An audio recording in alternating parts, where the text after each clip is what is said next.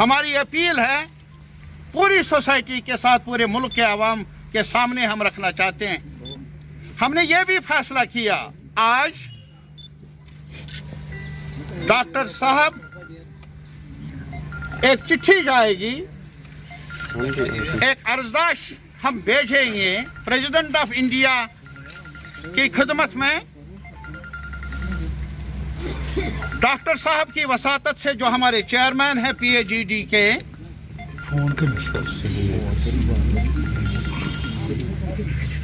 और उसमें हमने ये मुतालबा किया है कि इसकी तहकीकात होनी चाहिए, क्रेडिबल तहकीकात होनी चाहिए। यह नहीं कि मजिस्ट्रियल जिन्होंने किया, जिस इंतजामिया ने किया, वही अब मुनसिब भी बने, वो हमें मंजूर नहीं। हमने ये मुतालबा किया है कि एक क्रेडिबल इंक्वायरी होनी चाहिए, जो हमारी नज़र में सिर्फ जुडिशल इंक्वायरी ही हो सकती है। और जो गुनाहगार हैं, जिन्होंने ये जुर्म किया, उनको कैफियत किरदार तक कानून के दायरे में, कानून के शिकंजे में लाया जाना चाहिए। ये हमारा मुतालबा है, चाहे कोई कितने ही बड़े ओहदे पर क्यों ना हो। हमारी नजर में वो लॉ वायलेटर्स हैं, लॉ वायलेटर्स हैं। अगर कोई लॉ वायलेटर होता है, अभी कॉन्स्टिट्यूशन हमें बता रहा है, उन्हें सजा मिलनी चाहिए। और दूसरी बात ये कि यहाँ और ज्यादा अलमिया कई सालों से ये जारी है, कोई भी मरे एनकाउंटर के नाम पर, मिलिटेंसी के नाम पर, उनके जो यहाँ के रहने वाले हैं, जो उनके अहबाब है, अकारिब है, रिश्तेदार हैं, उनको एक डिग्निफाइड ब्यूरियल से भी दूर रखा जाता है, जो कि एक लेजिटिमेट कॉन्स्टिट्यूशनल राइट है हर शहरी का।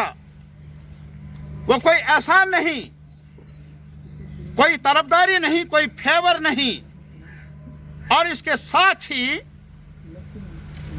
अगर ऐसा नहीं किया गया, कई बहाने हैं। कोविड के नाम पर आप कुछ भी कर सकते हैं, लॉ एंड ऑर्डर के नाम पर आप किसी को जनाजा पढ़ने से भी, बुरियल से भी रोक सकते हैं। ये हमें मंजूर नहीं, क्योंकि हमारा मानना है ये कानून के दायरे से बाहर है, आईन के दायरे से बाहर है, और नेचुरल जस्टिस के दायरे से बाहर है। और इसीलिए हमने ये फैसला किया। हमने ये भी चाहा था कि हम उन लवाकिन के पास जाकर ताज़ियत कर लें। डॉक्टर साहब की क़यादत में इन्होंने मुतल्ला किया, सिक्योरिटी जो मुहाफिज हैं उनको उन्होंने वापसी जवाब दिया कि इजाज़त नहीं है। बिल्कुल नहीं। ये आप जान सकते हैं कि हम उनके दुख में, हम कोई सियासी, ये कोई सियासी प्लेटफॉर्म सजाने की बात नहीं है यार, ये आंसू बांटने की बात है, शेयर करने, गम शेयर करने की बात है, ताज़ियत करने की बात है। हमने वो चाहा, लेकिन बहरहाल हमारी धड़कनें उन अहबाब के साथ है, उनके अकारिब के साथ है।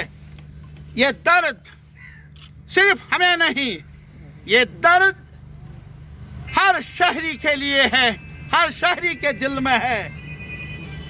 पूरे जम्मू कश्मीर में आज मातम है,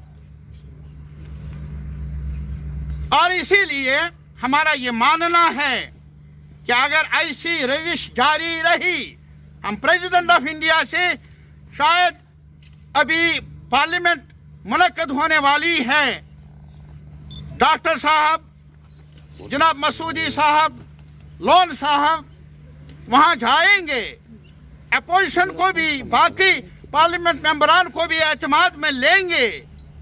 और इसके अलावा ये कोशिश कर लेंगे प्रेसिडेंट ऑफ इंडिया से भी मिलने की, और यहाँ की जो ये सूरत हाल है, अफसोसनाक सूरत हाल, उनको बाखबर भी कर लेंगे। हम हर दरवाजा खटखटाएंगे इस दर्द को बांटने के लिए, और इसमें अब कोई लातुलाल नहीं होना चाहिए कि जो बॉडीज हैं, जो मैयत हैं, उनके रिश्तेदारों के हवाले की जानी चाहिए। इसमें टाइम टेबल का सवाल नहीं होना चाहिए। और अगर एक और बात मैं कहना चाहता हूं अपने इन रहनुमाओं की तरफ से भी, यार सरकार से मुखातिब होकर बस करो, बस करो। और ये तारीख का एक सच्चाई है कि अगर कभी गिलास में पानी हो ज्यादा हो जाए तो गिलास से बाहर जाता है। सब्र का भी एक इस सब्र को खामोशी मत समझो, सब्र को शाइस्तगी नहीं समझते हैं आप लोग।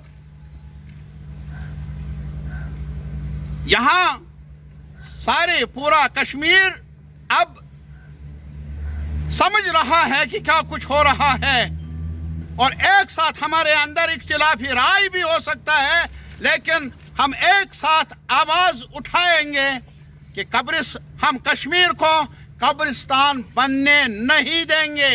ये हमारी राय है और हमारी अपील है सरकार से कि वो भी ये आवाज सुन ले, देर ना कर ले। नहीं, जुडिशल प्रोब का हमने सुना नहीं। Magisterial probe, sorry. अरे मैंने कहा, अगर आपने यार मजिस्ट्रियल, वो तो यही अफसर है ना जिन पर उनका हुक्मनामा चलता है। अरे ये कहाँ का इंसाफ है कि जिनके खिलाफ इल्जाम है इस एडमिनिस्ट्रेशन के खिलाफ, वही खुद ही अपना मुहासबा कर ले। ये इंसाफ के तकाज़ों के मुताबिक नहीं। और इसीलिए हम कहते हैं यार, अभी हमारे मुल्क में कॉन्स्टिट्यूशन भी है, जुडिशल सिस्टम भी है। एक क्रेडिबल इंक्वायरी होनी चाहिए ताकि लोगों में एतमाद जिंदा रहे इन इंस्टीट्यूशंस पर। और इसीलिए हम मुतालबा करते हैं कि आम लोग भरोसा नहीं कर सकते हैं किसी इंक्वायरी को पर जब तक जुडिशल इंक्वायरी का ऐलान न हो, और वो भी टाइम बाउंड। ये भी कहा कि आज हमें जाना था लाहिकीन के पास, हमने रिक्वेस्ट किया, मना किया गया। यही तो हमने कहा। Tariq Amin sir, how do you see the state president saying that within 2 years they will, end militancy in Kashmir Valley? ये अगर तरीक़ाकार रहा जो कल हुआ तो मुझे कहना पड़ेगा कि I am so sad about it.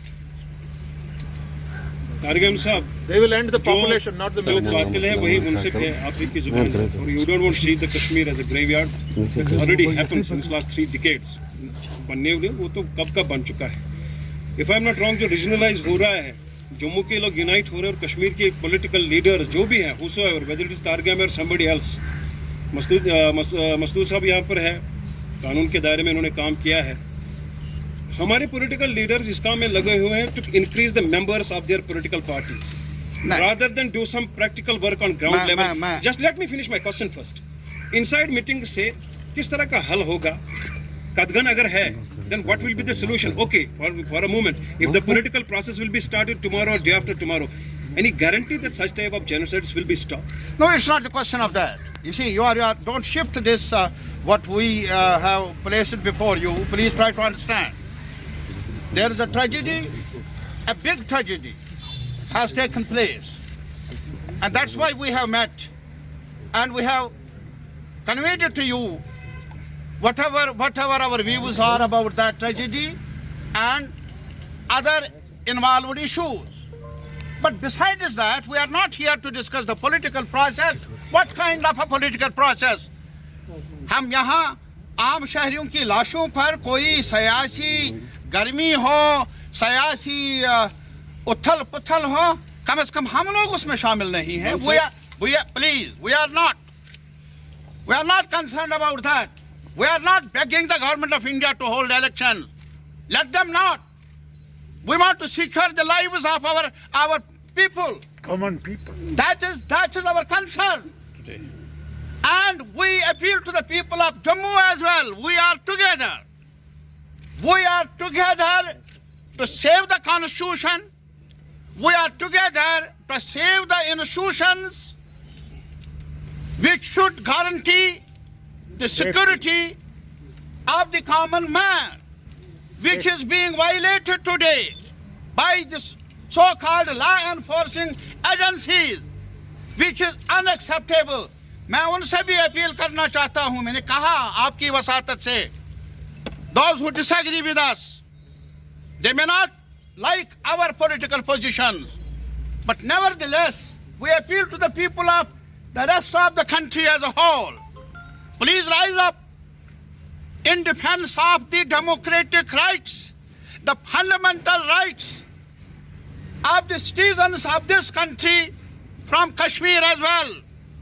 We want to live a dignified life. You as a pressman, I as a political worker, and somebody as a laborer, the one who has been killed, who had come here just to earn his livelihood. अरे साहब, इसमें तमीज नहीं है. हम हर community के लोगों से अपील करना चाहते हैं, इस पेन को शेयर करने की जरूरत है. क्या मालूम आज दर्द मेरे घर में, कल क्या पता है कि किसकी और बारी आ जाएगी. Before it is too late, all of us, right from Kothua to this Srinagar, हमें एक साथ मिलकर ह्यूमन राइट्स के लिए, इंसान के तहफ़्फ़ुज़ के लिए आवाज उठानी चाहिए. On behalf of PAGD, as you said, that bodies should be returned. But yesterday, those family members who were protesting, demanding the bodies should be returned, family members have been dragged by the police and bucketed behind. This is how the law enforcing agencies are treating the citizens who are just crying for, जो रो रहे हैं, जिनको सदमा से गुजरना पड़ा. तभी तो हमारी एक ही अपील है कि हम रूल ऑफ लॉ चाहते हैं. यहाँ हम और कुछ नहीं मांगते. आज हम आपके साथ और बहस नहीं कर लेंगे. सिर्फ एक ही सवाल कि कानून की हुक्मरानी चाहिए, कानून चाहिए जो तहफ़्फ़ुज़ दे सके आम शहरी को, छोटे को भी और बड़े को भी. साहब, अगर लवाकिन बॉडी मांग रही है, अगर उनको बॉडी नहीं मिलेगी तो PAGD का नेक्स्ट स्टेप क्या रहेगा? मैंने कहा नेक्स्ट स्टेप यही है कि आज ही जाएगी चिट्ठी प्रेसिडेंट ऑफ इंडिया को, और आज ही हमने ये भी गुजारिश की है जस्टिस साहब से कि वो और जो हमारे लीगल फ्रेटर्निटी के दोस्त हैं उनके साथ मशवरा करके हम सुप्रीम कोर्ट का दरवाजा भी खटखटाएंगे.